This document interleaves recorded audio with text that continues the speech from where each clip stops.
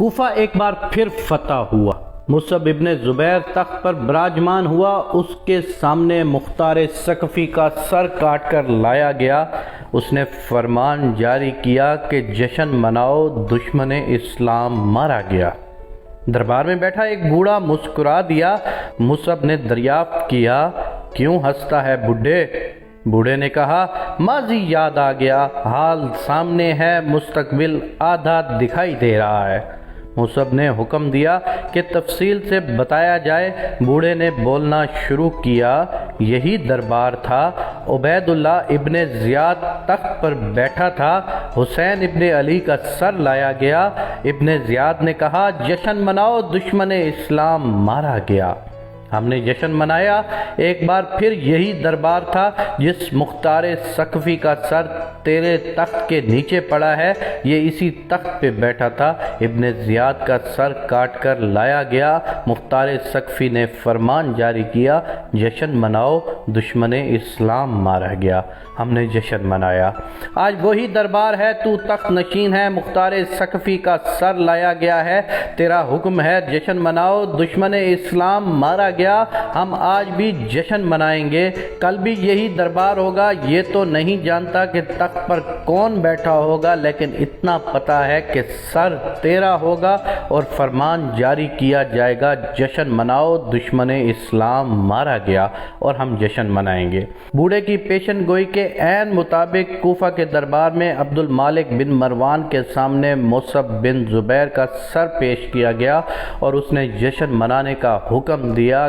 کسی نے بوڑھے کی بات کا عبد المالک بن مروان کے سامنے ذکر کیا تو عبد المالک بن مروان نے فوراً دربار کی عمارت کو گرانے اور دربار کو کوفہ کے کسی اور علاقے میں تعمیر کرنے کا حکم دیا۔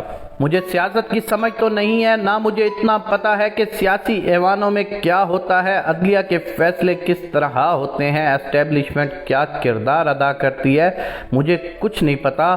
ہاں اتنا یاد ہے کہ بھٹو گیا، ضیاء آیا، ہم نے جشن منایا۔ ضیاء گیا، جہاز تباہ ہوا، جشن منایا۔ بے نظیر کی حکومت گری، جشن منایا۔ نواز شریف کی حکومت کا خاتمہ ہوا، ہم نے جشن منایا۔ مشرف آیا، نواز شریف اور بے نظیر دونوں کو جلا وطن کر دیا، ہم نے جشن منایا۔ دونوں واپس آ گئے، ہم نے جشن منایا۔ مشرف گیا، ہم نے جشن منایا۔ گیلانی حکومت ختم ہوئی، ہم نے جشن منایا۔ نواز شریف حکومت ختم ہوئی، جشن منایا۔ اب ایک بار پھر ہم جشن منا رہے ہیں، اب اگلا جشن بھی ہوگا۔ سب کو معلوم ہے اگلی بار سر کس کا ہوگا، لیکن یہ پتہ نہیں کب اور کیوں۔ تو کیا ہم بحیثیت ایک قوم، چاہے کسی بھی سیاسی جماعت سے تعلق رکھتے ہوں، صرف جشن مناتے رہیں گے؟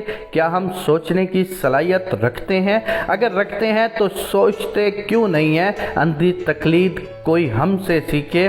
ہمارا حال دیکھیں، ہمیں چوری اور کرپشن پر کوئی اعتراض نہیں، بس چور اور کرپٹ ہماری مرضی کا ہو۔ اس قوم کو کسی عبد المالک کی تلاش ہے جو اس عمارت کو گرا کر نئی عمارت کی تعمیر کا حکم دے۔ ہمارے ملک میں کوئی بھی مرتا ہے، نیا تخت نشین ہوتا ہے، کوئی تخت سے گرایا جاتا ہے، ہمارا کام صرف اور صرف جشن منانا رہ گیا ہے۔ آئیے دوستو مل کر تاریخ کے ان اوراق کا مطالعہ کرتے ہیں کہ ہم جشن منانے والے ہمیشہ نقصان میں رہے ہیں۔ ہمیں اس عمارت کو ہی گرا کر نئی عمارت تعمیر کرنا ہوگی تاکہ مملکت خداداد پاکستان اپنی ترقی کی منزل پر گامزن ہو سکے۔